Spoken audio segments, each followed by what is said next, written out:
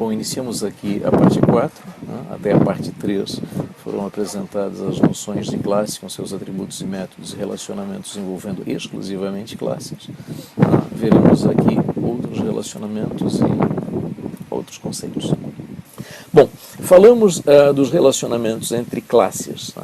Falemos agora de outros relacionamentos que podem ser entre classes, mas que habitualmente nós vamos usar para relacionar classe com algo que não é classe. Bom, vamos seguir a ordem. Então, o primeiro desses relacionamentos, o relacionamento de realização.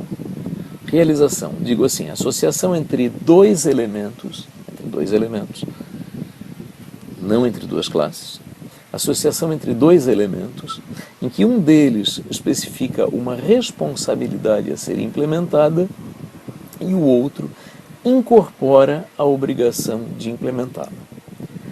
No diagrama de classes, ele é útil para, dito ali, associar uma classe a uma interface. Interface aqui no sentido interface da linguagem Java, né?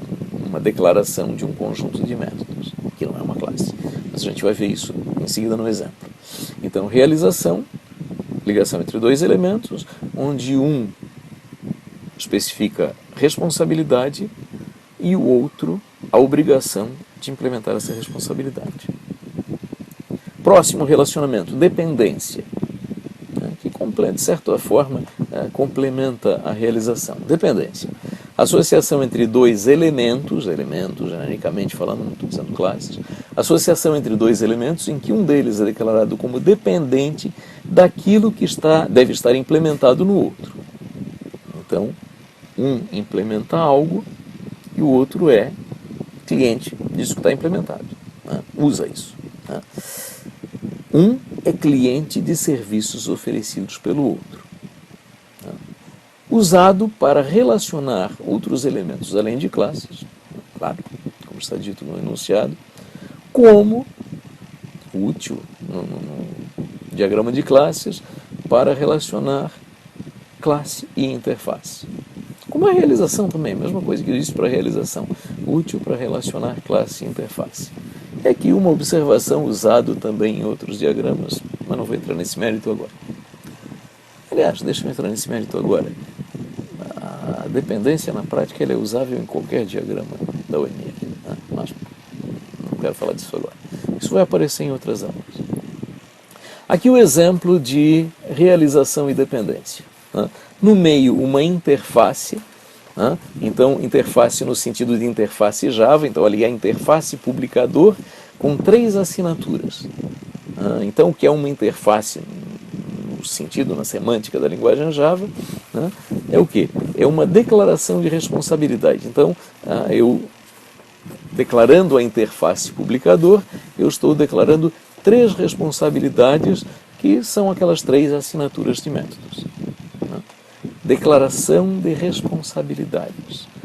Interface não é classe. Interface não é classe. Conceitualmente está errado dizer que interface é classe. Eu já vi dizerem isso, está errado. Conceitualmente está errado. Interface não é classe.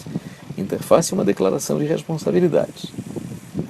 Já vi besteira maior ainda. Olha a besteira, que eu vou falar agora é besteira. Já vi gente dizendo que interface é classe abstrata. Todos os métodos são abstratos. Besteira. Interface, como está colocado ali na imagem, é uma declaração de responsabilidades. Não é classe abstrata, não é nada disso. Interface é interface. Classe e interface são conceitos diferentes. Muito bem, então no meio a interface publicador, com 3 métodos declarados. Do lado esquerdo, na extrema esquerda, a classe 1 e o relacionamento de realização, com um símbolo muito parecido com o símbolo de herança, só que a linha é pontilhada. Essa semelhança com o símbolo de herança ajuda mais ainda o pessoal a fazer confusão, achando que interface é classe que não é. O que significa esse relacionamento de realização entre classe 1 do lado esquerdo e a interface publicador no meio? Significa que publicador declara um conjunto de responsabilidades, que são aquelas 3 assinaturas, e classe 1, à esquerda, realiza estas responsabilidades. Ou, em outras palavras, classe 1 tem a obrigação de implementar aqueles 3 métodos. Okay? Então, eu vou encontrar nos métodos, no conjunto de métodos da classe 1, N métodos que a classe 1 contenha, necessariamente eu tenho que encontrar naqueles 3 métodos lá. Por quê? Porque o vínculo de realização diz que a classe 1 tem a obrigação de conter aqueles 3 métodos. Bom, lado direito, né? Classe 2. Entre classe 2 e a interface publicador, eu tenho um relacionamento de dependência, onde a classe 2 está apontando a interface. Ali diz o quê? Que a classe 2 depende daquilo que ela aponta. Classe 2 depende da interface publicador. A classe 2 depende da interface publicador significa o quê? Que a classe 2 invoca aqueles 3 métodos. No código da classe 2, há chamadas explícitas a esses 3 métodos. Se o elemento a que a classe 2 está ligada não contiver esses métodos, a classe 2 não vai operar adequadamente, porque para ela operar adequadamente, ela depende de invocar esses 3 métodos. Então vejam, a ideia de como os relacionamentos de realização e de dependência se complementam. A interface publicador no meio é o quê? Uma declaração de responsabilidade. Classe 1, à esquerda, tem a responsabilidade de implementar aqueles métodos. E classe 2, à direita, é cliente, invoca esses métodos. Imagine um sistema, um software orientado a objetos, que não contenha outros elementos além dos 3 que estão colocados neste diagrama de classes da imagem. De quem a instância de classe 2 invocaria aqueles métodos? Só tem uma possibilidade, de uma instância de classe 1. Porque da interface certamente ela não vai invocar, porque a interface não gera instância, não é classe, é apenas uma declaração de responsabilidades. Ok? Muito bem, os relacionamentos de realização e herança, eles podem ser representados da forma como eu mostrei, com aquela interface publicador no meio, na imagem anterior, ou da forma como está colocado aqui o símbolo de pirulito, como se chama, lollipop. Então, a realização, a interface aparece representada com uma bolinha, um círculo, e na dependência a interface aparece como um semicírculo.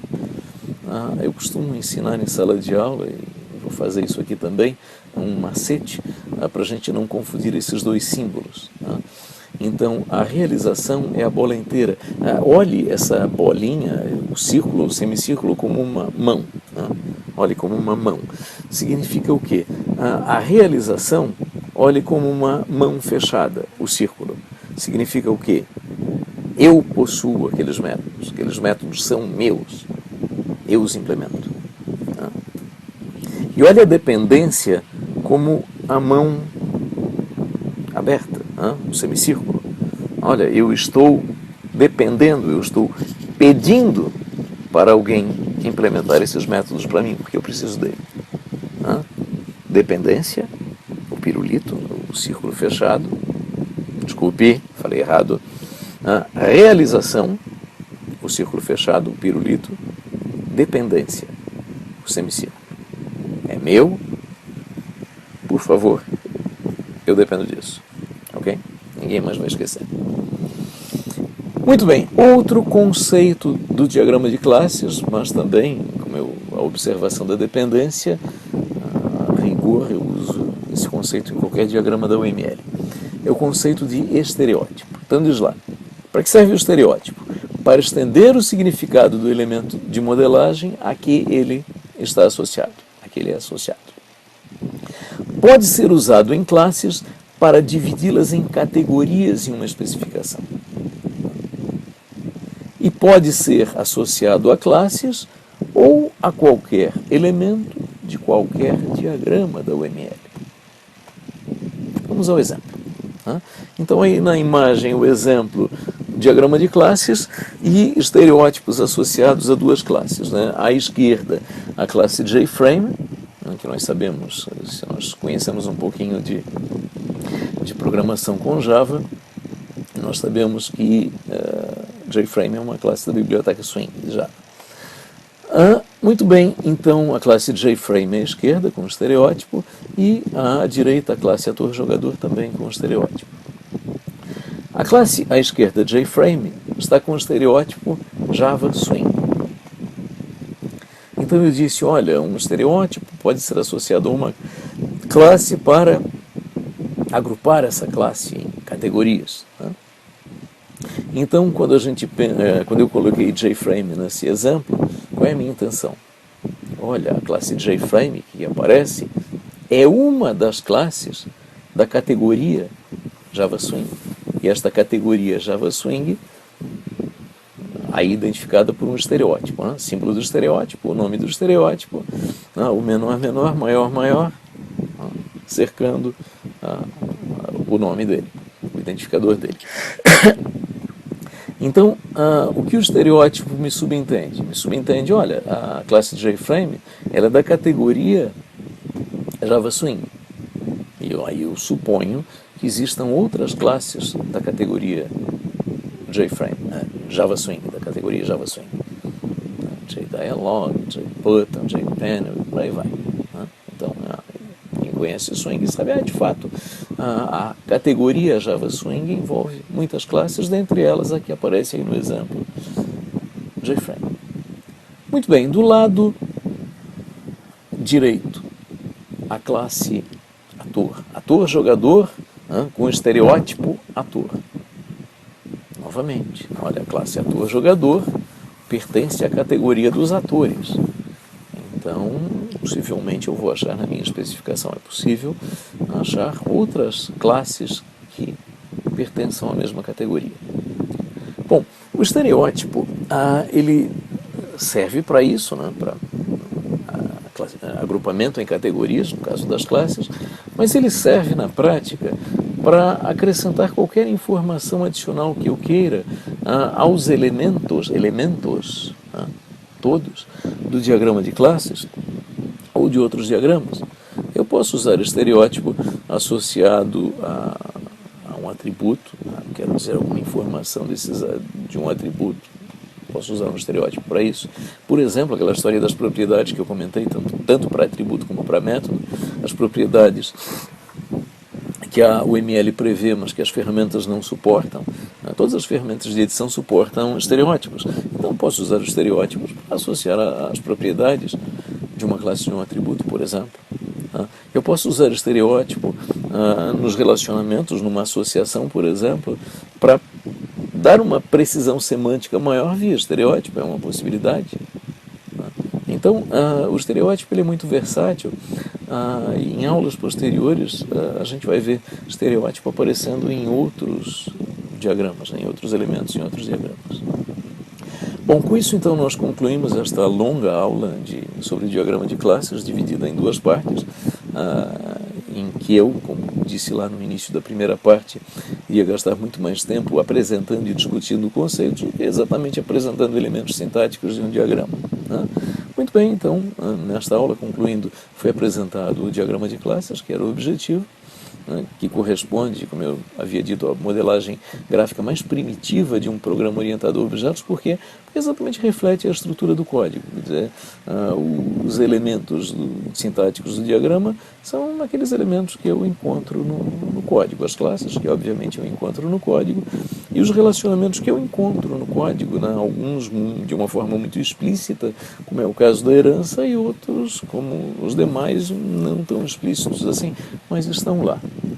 Então, o nosso objetivo aqui foi o que? Conhecer os elementos desse diagrama, porque eu preciso disso para usar na minha prática de modelagem, mas não apenas os elementos sintáticos, mas principalmente os conceitos por trás deles. Muito bem. atividade complementar habitual nas nossas aulas, uma leitura, e nesse caso a leitura do capítulo O Diagrama de Classes de UML, do livro que eu mostrei a capa lá na primeira parte, o ML2 em modelagem orientada a objetos.